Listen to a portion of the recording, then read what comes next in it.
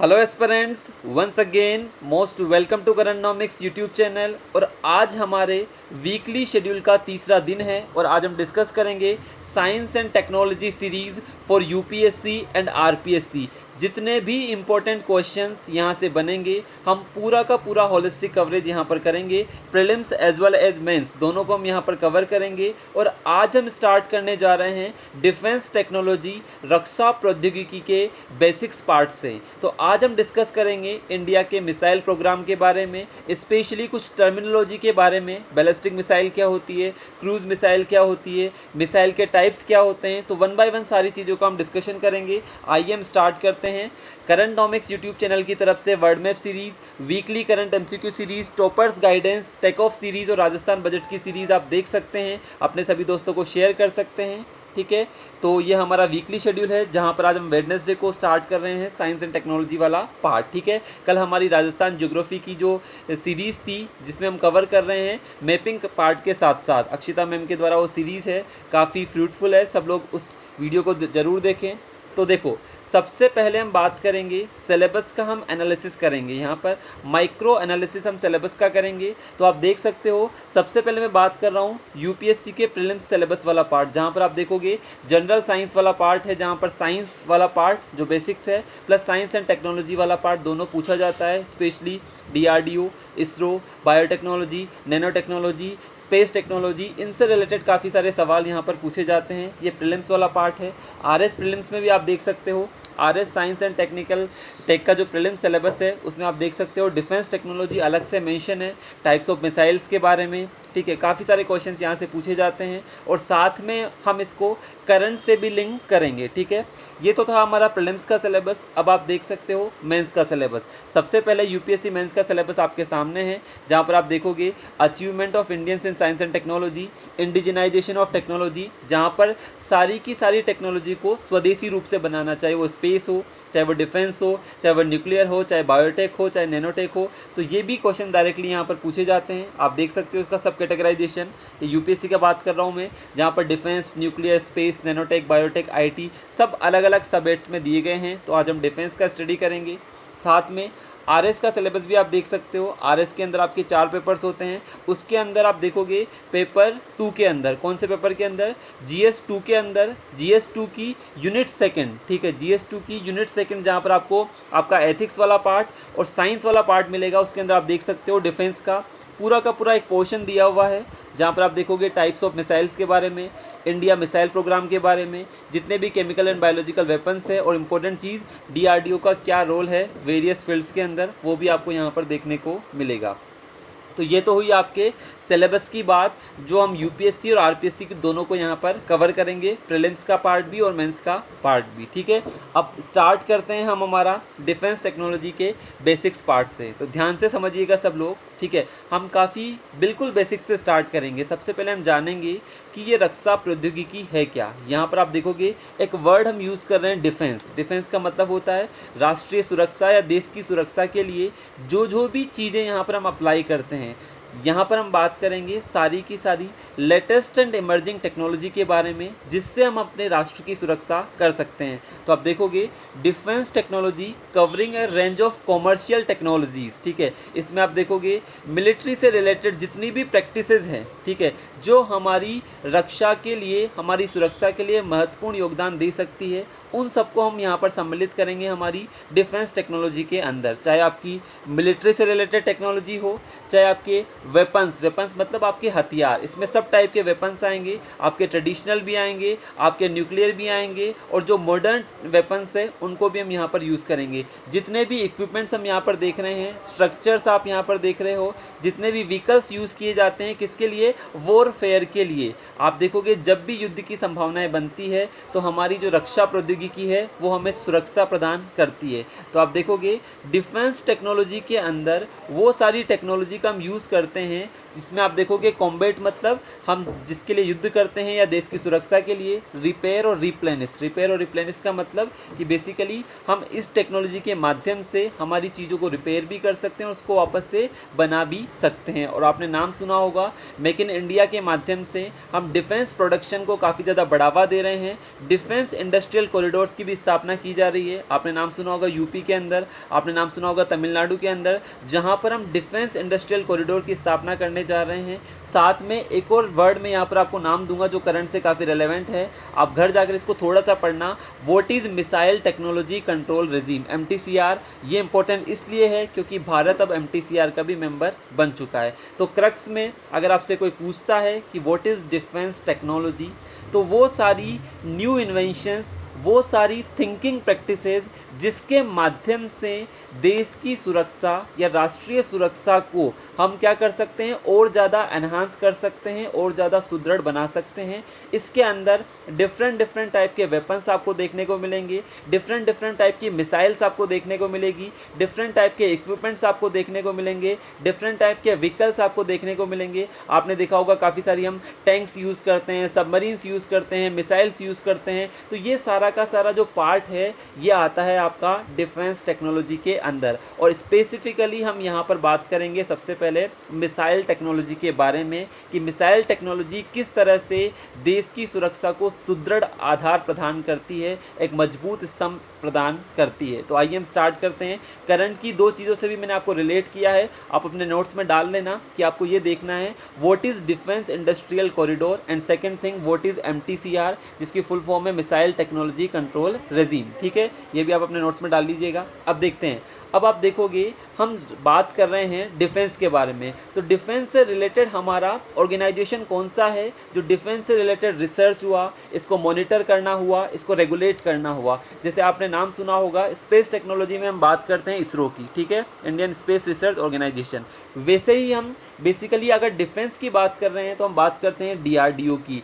ठीक है, तो DRDO की फुल फॉर्म है defence research and development organisation. ठीक है, रक्षा अनुसंधान एवं विकास परिषद। तो आप देखोगे the responsibility of developing India's defence technology is assigned to DRDO। ये किसको असाइन किया गया है, DRDO को। आप देखोगे DRDO हमारा ऑर्गेनाइजेशन जिसकी स्थापना 1958 में हुई, ये एक सुप्रीम बॉडी है जो बेसिकली किसके लिए काम करती है, डिफेंस से रिलेटेड जितना भी रिसर्च अनुसंधान हुआ उसकी मॉनिटरिंग को लेकर, उसके रेगुलेशन को लेकर, उसके एडमिनिस्ट्रेशन को लेकर, और इंडिया का जो डिफेंस प्रोग्राम है उसको पूरा का पूरा मॉनिटर भी कौन करता है, DRDO करता है। तो दूसरी चीज आपके माइंड में होनी चाहिए, स्पेस के लिए जिस प्रकार से इसरो वर्क करता है उसी प्रकार से डिफेंस के लिए आपका वर्क करता है DRDO। ठीक है, इसके और भी ज़्यादा हम रोल है, जैसे हम बात करेंगे DRDO का एग्रीकल्चर के सेक्टर में, नैनोटेक, बायोटेक, डिफेंस, अलग अलग रोल की हम अलग बात करेंगे। उसका हम अलग से क्वेश्चन तैयार करेंगे कि अगर आपके एग्जाम में पूछा जाता है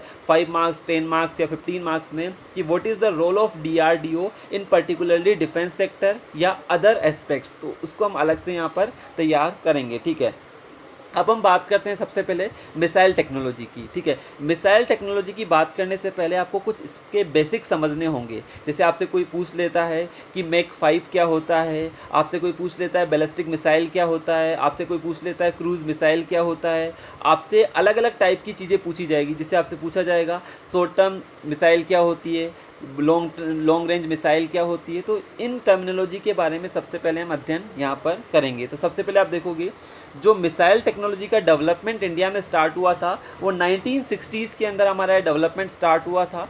हमारा जो फर्स्ट सक्सेसफुल टेस्टिंग था स्पेस का मिसाइल टेक्नोलॉजी वो था आपका रोहिणी 75, जो टेस्ट किया गया था आपका 1967 के अंदर। ठीक है, the research and development programme of developing indigenous missiles. Indigenous missiles का मतलब होता है वो सारी मिसाइल जिसको हम स्वदेशी तरीके से निर्मित कर रहे हैं, हमारे देश में ही हम निर्मित कर रहे हैं। ठीक है, जिसकी हम बात करेंगे मेक इन इंडिया इनिशिएटिव की। ठीक है, उसमें हम एक प्रोग्राम की बात करेंगे, इसको भी हम अलग से पढ़ेंगे। डायरेक्टली एग्जाम में पूछा जाता है IGMDP, integrated guided missile development programme. ठीक है, इसके अंदर आपने नाम सुना होगा पटना 5 मिसाइल्स के बारे में। ठीक है, उसको भी हम यहाँ पर डिटेल में स्टडी करेंगे। पृथ्वी, आग, त्रिशूल, नाग। ठीक है, इसको भी हम अलग से यहाँ पर देखेंगे। पृथ्वी, आकाश, त्रिशूल, नाग और अग्नि। ठीक है, तो ये IGMDP प्रोग्राम का पार्ट है, उसको भी हम यहाँ पर अलग से डिटेल में स्टडी करेंगे। अब देखो, सबसे पहले हम जानेंगे what is missile system. Missile system होता क्या है। ठीक है, तो आप यहाँ पर देखोगे एक मिसाइल है क्या, मिसाइल है एक अनमेन्ड रॉकेट, लेकिन साथ में लगा दिया इंटेलिजेंट।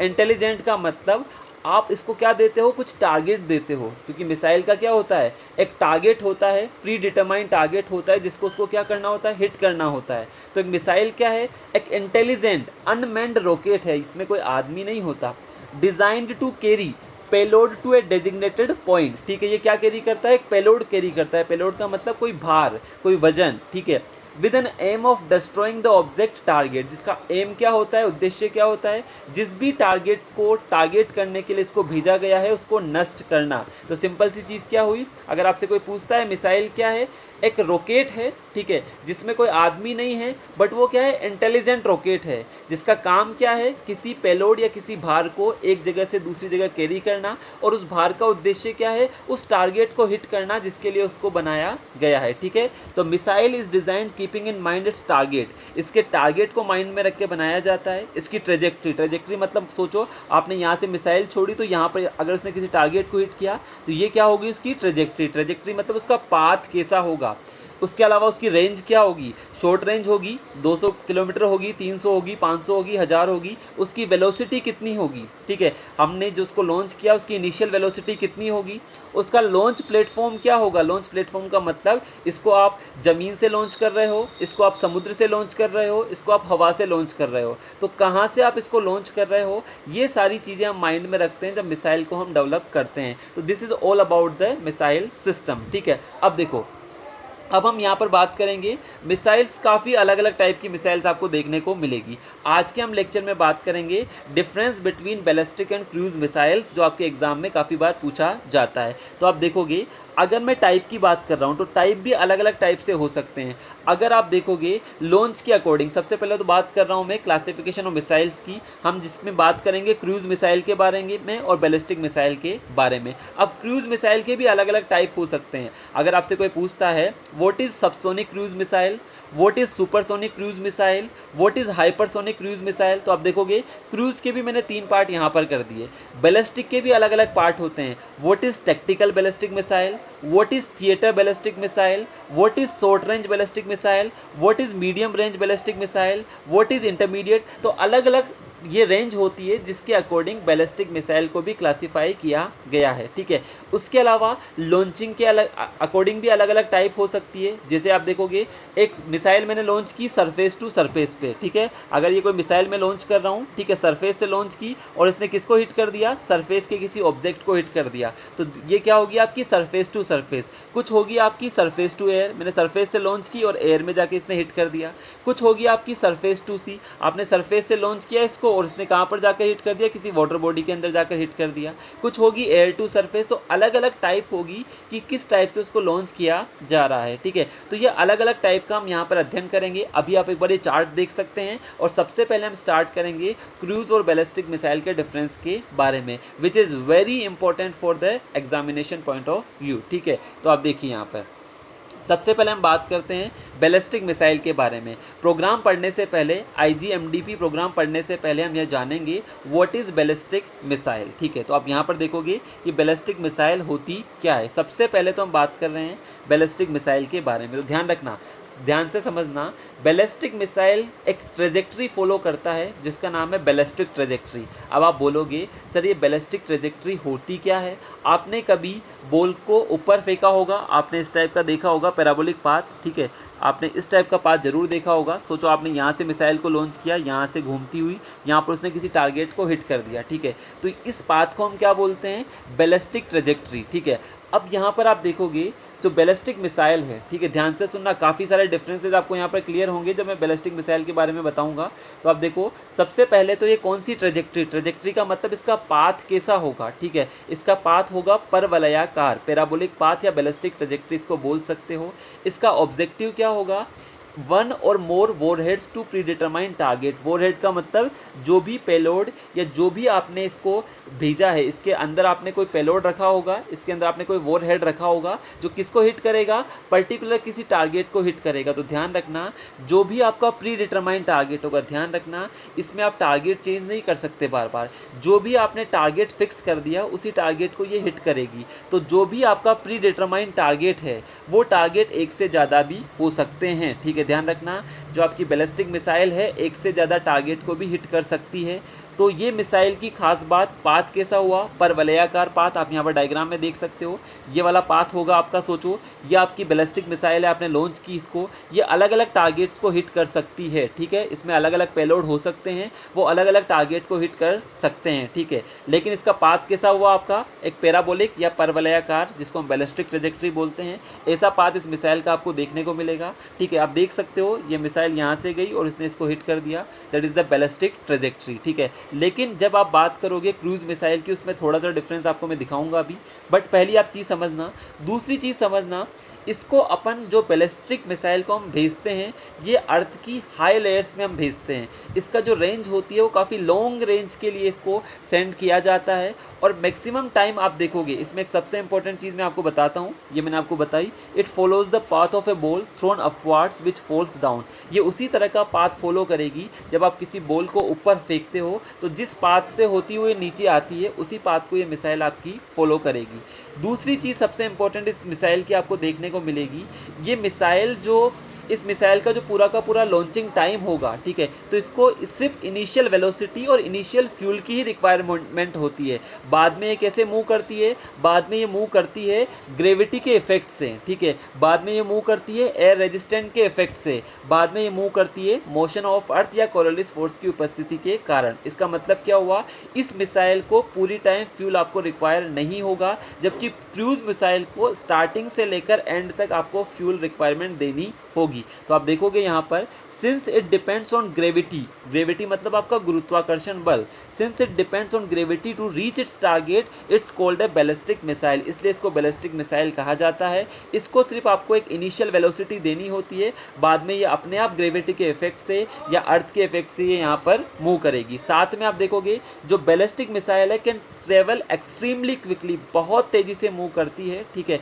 और इसका जो टारगेट होता है आप देखोगे, एन आईसीबीएम का मतलब inter continental ballistic missile can strike a target with in A 10,000 kilometre range in about 30 to 35 minutes. आप इसकी स्पीड का अंदाजा लगा सकते हैं, 30 से 35 मिनट के अंदर एक टारगेट जो 10,000 किलोमीटर की दूरी पर है उसको भी ये हिट कर सकती है।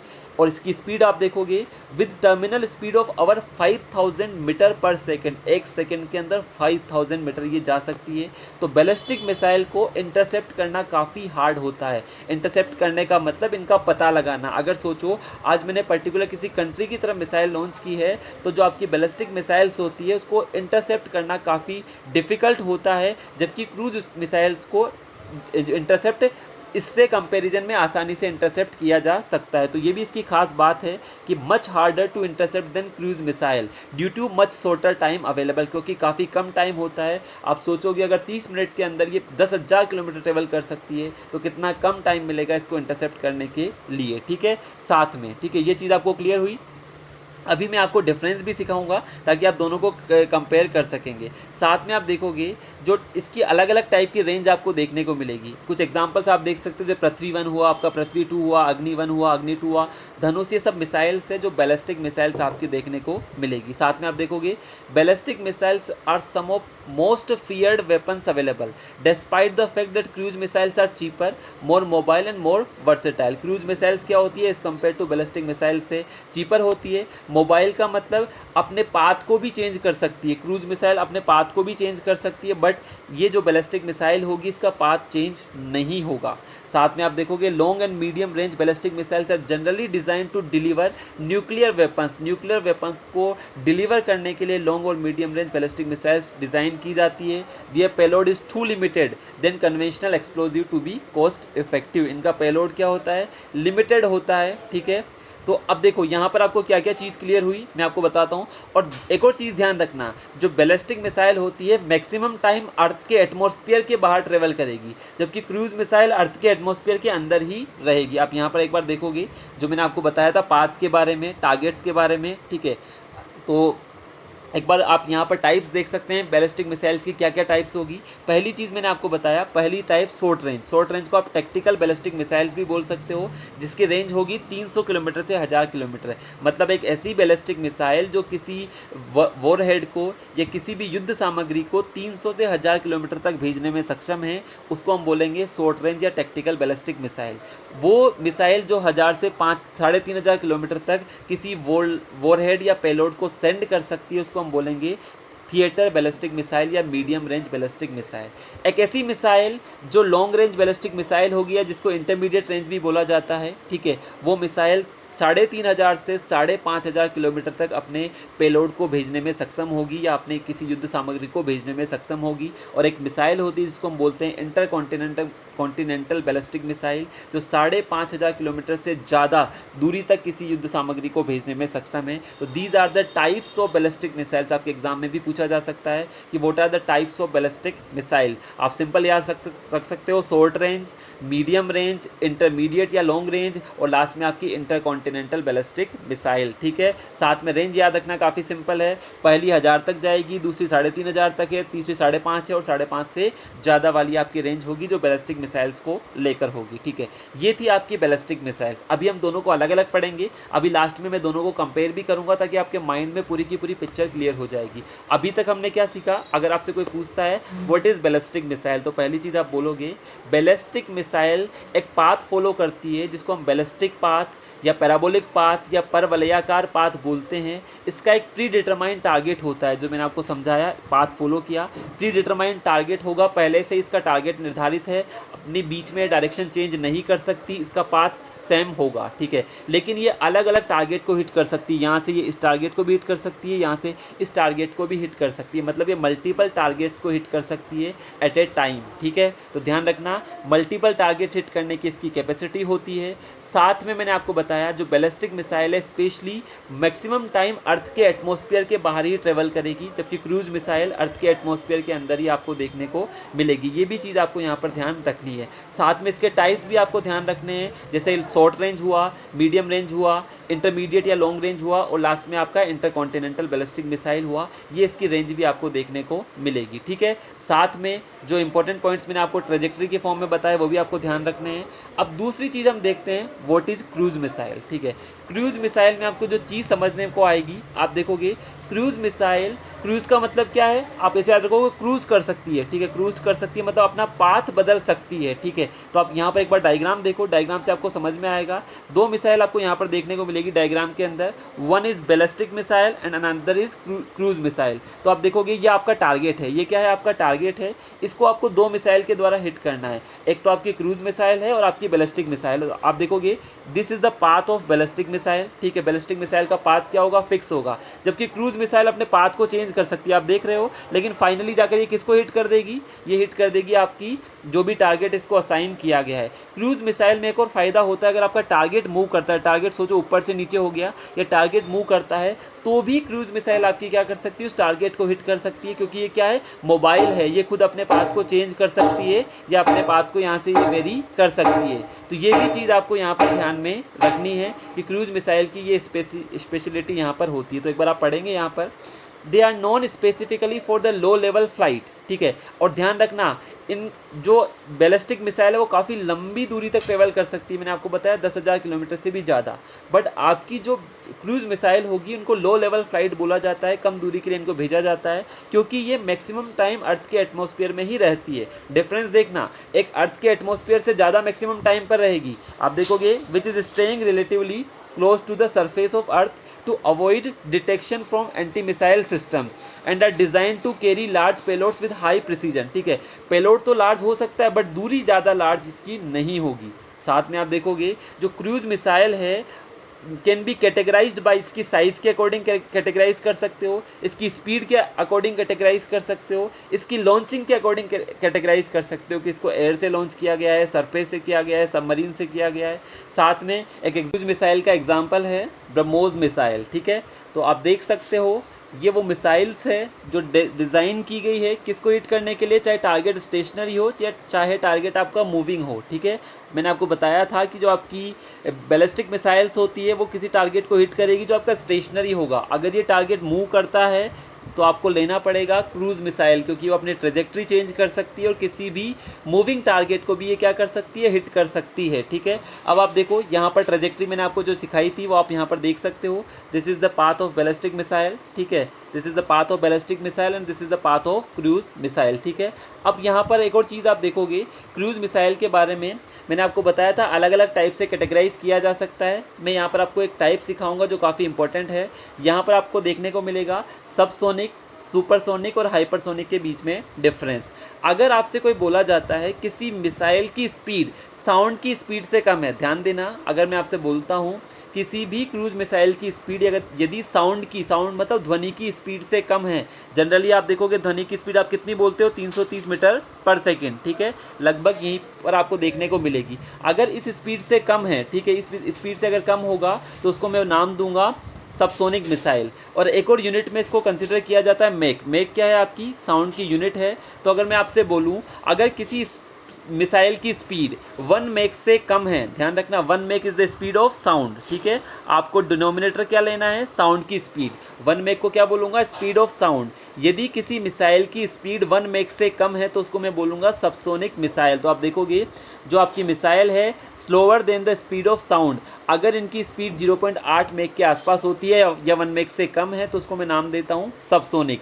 अगर किसी मिसाइल की स्पीड 1 मैक से ज़्यादा है, 1 मैक से ज़्यादा का मतलब आप देखोगे जनरली अगर वो फास्ट ट्रेवल करती है स्पीड ऑफ साउंड से तो उसको हम बोलते हैं सुपरसोनिक मिसाइल। तो आप देखोगे जनरली हमारी जो सुपरसोनिक मिसाइल होती है उनकी स्पीड 2 से 3 मैक के रेंज में होगी। उसके अलावा अगर किसी मिसाइल की स्पीड 5 मैक से ज़्यादा है तो उसको मैं बोलूँगा हाइपरसोनिक मिसाइल। तो सिंपल सी चीज़, अगर किसी मिसाइल की स्पीड ध्वनि की स्पीड से कम है तो सबसोनिक, मतलब 1 मैक से कम है तो सबसोनिक। अगर 1 मैक से ज़्यादा है, ठीक है, तो वो हो जाएगी सुपरसोनिक। और अगर 5 मैक से ज़्यादा है तो वो हो जाएगी आपकी हाइपरसोनिक। जैसे आप देखोगे ब्रह्मोस का जो सेकंड वर्जन है वो आपका हाइपरसोनिक स्पीड के लिए होगा। और मैंने आपको बताया भी था इंडिया MTCR का पार्ट बन चुका है। अब ब्रह्मोस की रेंज भी लगभग 450 किलोमीटर के आसपास हो जाएगी, जो पहले लगभग 250 किलोमीटर के आसपास थी। तो MTCR का मेंबर बनने से ब्रह्मोस की हमारी रेंज भी बढ़ गई है। तो ये भी आपको ध्यान में रखना है।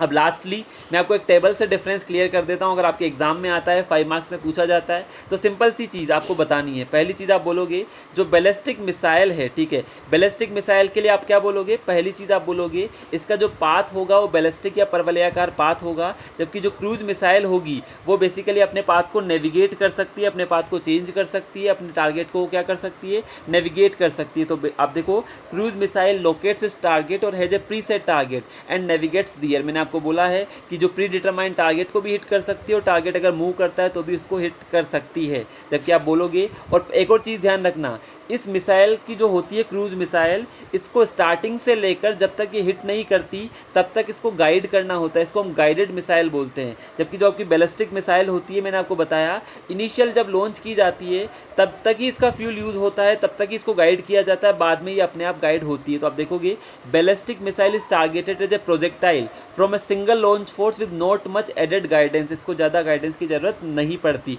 इसीलिए मैंने आपको बोला अगर टारगेट मूव वगैरह करता है तो ये उसके लिए कारगर साबित नहीं होगी। साथ में ध्यान रखना, मैंने आपको बताया बैलिस्टिक मिसाइल लॉन्ग डिस्टेंसेस तक जाती है, ठीक है, और ये स्पेसिफिकली प्रीफर की जाती है न्यूक्लियर टारगेट्स के लिए।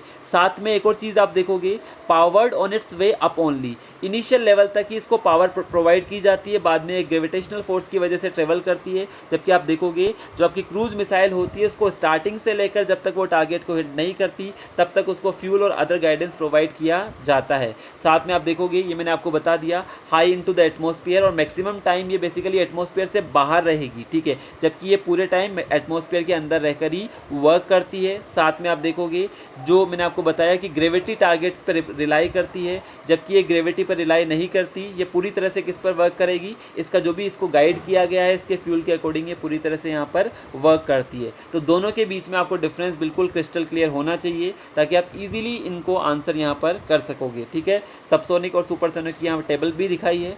सबसोनिक होता है, उसके बाद ट्रांसोनिक होता है, उसके बाद सुपरसोनिक होता है, उसके बाद हाइपरसोनिक, उसके बाद हाई हाइपरसोनिक। बट जनरली आपके एग्जाम में आपको सबसोनिक देखने को मिलेगा, सुपरसोनिक देखने को मिलेगा और हाइपरसोनिक देखने को मिलेगा, जो मैं आपको समझा चुका हूँ। यहाँ पर स्पीड का भी चार्ट दिया हुआ है, कितने किलोमीटर पर आवर है, कितने मीटर पर आवर है, मैक नंबर क्या होगा, ये भी आप यहाँ से गाइड कर सकते हैं। ठीक है, तो आई थिंक ये जो साइंस एंड टेक्नोलॉजी सीरीज का लेक्चर 1 है आपको क्लियर हुआ होगा। फिर मिलेंगे नेक्स्ट लेक्चर के साथ। Thank you very much guys. Thank